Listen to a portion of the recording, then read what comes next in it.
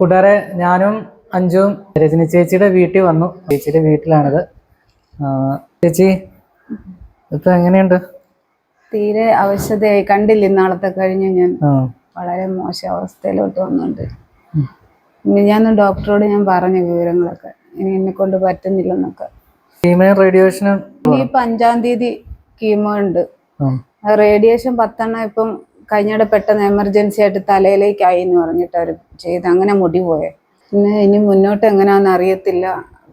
പിള്ളേരുടെ ഒരാൾക്ക് ജോലി ഉണ്ടായിരുന്നു. ആ ജോലിയാണെങ്കിൽ അതിൻ്റെ ഈ അവധി എടുക്കുന്ന കാരണം, എന്നെയും കൊണ്ട് പോകാൻ ഈ അവധി എടുക്കുന്ന കാരണം അവൻ്റെ ജോലിയും വിട്ട് നിൽക്കുക. ഇപ്പം മുന്നോട്ടൊരു നമുക്കൊരു ഐഡിയ ഇല്ല ഒന്നിലും.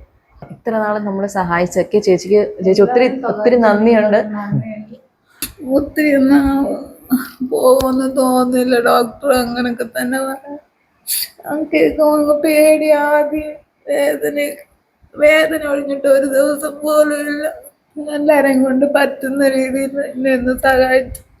ചേച്ചിനെ കണ്ടല്ലോ, മുമ്പത്തെക്കാട്ടിലൊക്കെ ചേച്ചിക്ക് ഒത്തിരി പാടില്ല. അതുകൊണ്ടാണ് ഞങ്ങൾ കാണാൻ വന്നത്. നമുക്ക് ചെയ്യാൻ പറ്റുന്ന ചെറിയ ചെറിയ സഹായങ്ങൾ ചെയ്ത് കൊടുക്കണം, സഹായിക്കണം. നമുക്ക് പറ്റുന്ന സഹായം ചെയ്ത് ഇവരെ ഒന്ന് നമ്മളൊപ്പം നിർത്താൻ നിങ്ങളെല്ലാവരും. ചേച്ചിക്ക് ഞങ്ങളെ ഒന്ന് കാണണമെന്ന് പറഞ്ഞ കാരണമാണ് ഞങ്ങൾ പോയത്. ചേച്ചിയെ കണ്ടു, സംസാരിച്ചു.